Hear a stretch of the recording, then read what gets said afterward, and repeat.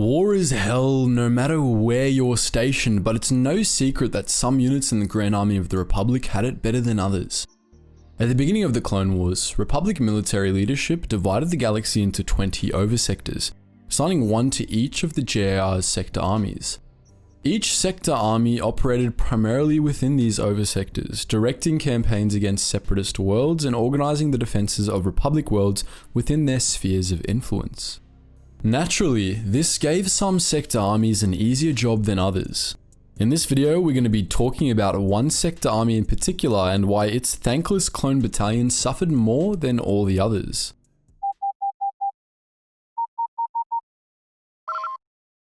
Attention, Sergeant on deck! The army we'll be discussing today is the 12th Sector Army, also known as the Cerulean Spear Command. Sector 12, or the Maldrude Oversector, primarily contained the Outer Polemian Route, one of the galaxy's most important hyperspace lanes.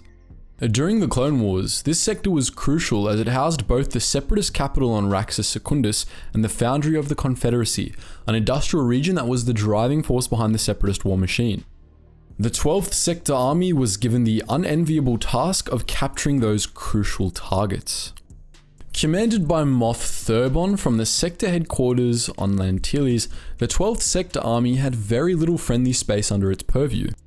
It was largely forced to operate from an isolated pocket of Mon Calamari space and a small cluster of loyalist worlds in the mid-rim, which gave 12th Sector forces very little margin for error in defensive engagements. Its only real strongholds were Lantilles, Rocha, Kashyyyk, and Mon Cala, and to make matters worse, Mon Cala and Kashyyyk were unreliable, inaccessible, or under attack for long parts of the war. While Lantilles and Rocha were both powerful industrial systems, they paled in comparison to the tremendous industrial might of the Foundry of the Confederacy, and so the 12th Sector Army was highly dependent on supplies and reinforcements from other sectors, which were never reliable. In every conceivable way, Cerulean Spear Command was outmatched by the vast separatist armies that guarded the Foundry of the Confederacy. Many of its incursions into separatist space ended in disaster, especially during the early stages of the war. The 12th Army suffered heavy casualties to the point where it had to be extensively reinforced by battalions from other sectors, most notably the 2nd Army's 327th Star Corps and the 3rd Army's 41st Elite Corps, which fought alongside 12th Army troops at Felucia, Saleucami, and Kashyyyk in the last days of the war. This, perhaps, is one of the most tragic things about the 12th Sector Army. We don't know a single one of the units that served under it by name, but there are a few that we can confidently guess at. For all the 12th Army clones that died trying to take back the Foundry of the Confederacy, it was their reinforcements that got all the credit for those victories. We do know about many of the battles that occurred in Sector 12, however, so we can tell the tale of those poor units even if we don't know their designations for certain. Some of the first battles the 12th Army were involved in were the first and second battles of Renvar, the Battle of Liana and the Battle of Centaurus. Renvar and Liana were both home to important 12th Army bases, a listening post and a manufacturing center respectively. Unfortunately for the battalions stationed there, both worlds were located in separatist space. For months, the clones of the 12th Army fought like hell to keep the droids away from their bases, suffering heavy casualties in the process. They won battles, but the victories were Pyrrhic. Both battalions lost too many clones to be able to hold those planets, and the 12th Army's victories on Renvar and Liana were followed by evacuations in advance of inevitable separatist counterattacks. The same was true for the Battle of Centaurus. In that battle, the 12th Army lost countless clones, capturing a crucial separatist stronghold on the Polemian, only for advancing hordes from the Foundry of the Confederacy to wipe those victories away. Another brutal defeat for the 12th Army was the Battle of Toigoria. In that battle, a battalion under Walden Bridger was dispatched to reinforce the native Toigorians who, according to intelligence, were under attack from the Confederacy. But Bridger and his men had bad intel, and the Toigorians had actually joined the CIS willingly. When the battalion landed near Toigoria's spaceport, the natives, a species of ferocious feline warriors, tore the clones to pieces with their bare claws, while General Grievous made short work of General Bridger.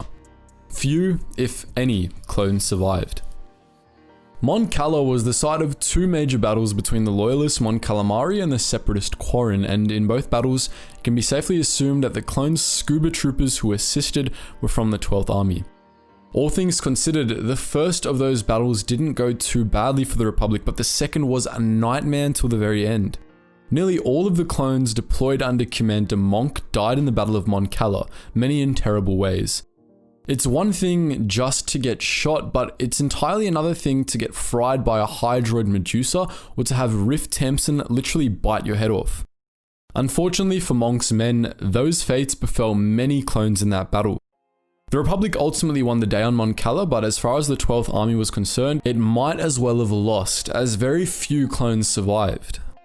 Ringo Vinda was also located in Sector 12, which means that Commander Doom and his legion of green armored Chads were probably 12th Army as well. They too were dealt a pretty raw deal. The Battle of Ringo Vinda was a bloody stalemate for weeks on end, depleting Doom's forces so badly that the 501st Legion had to be brought in as reinforcements. With the 501st's help, Doom and his men might have won the battle, but as we all know, Tup went and blew it, forcing the clones to fall back.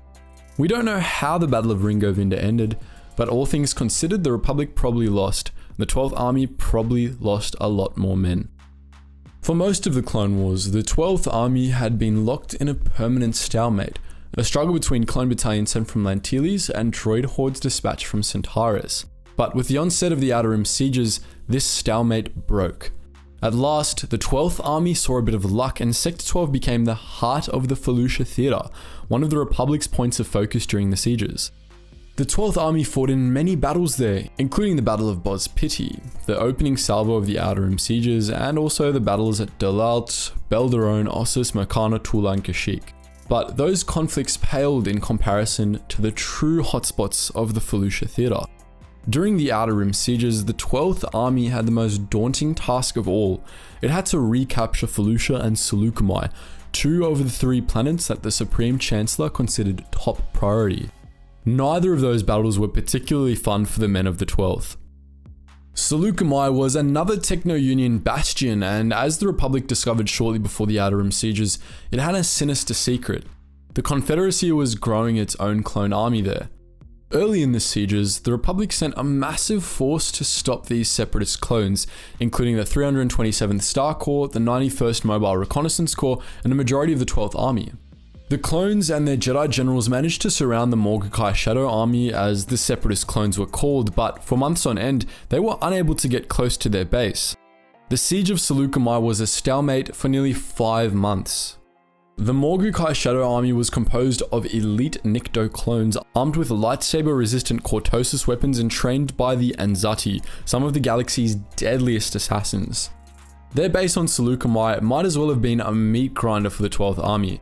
It was located at the center of a huge crater, while the Republic camps were located along the crater's rim. Every day for 5 long months, the men of the 12th Army would charge down the side of the crater to meet the Morgukai, who would proceed to slaughter the clones and push them back up to the rim. It was only with the help of the Jedi that the Republic eventually emerged victorious from the crucible of Saleucami, but by the time that happened, the 12th Army had lost tens if not hundreds of thousands of men. As for Felucia, we're all familiar with how much of a hellhole that planet was. The Republic attacked Felucia twice earlier in the Clone Wars, but the battle fought there during the Outer Rim sieges was by far the bloodiest. When the Republic launched its invasion of the Commerce Guild's headquarters, it was the 12th Army that led the way.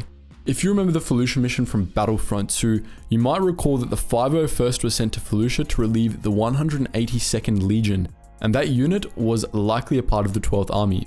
You might also recall that the 501st discovered that the entire 182nd Legion had been killed.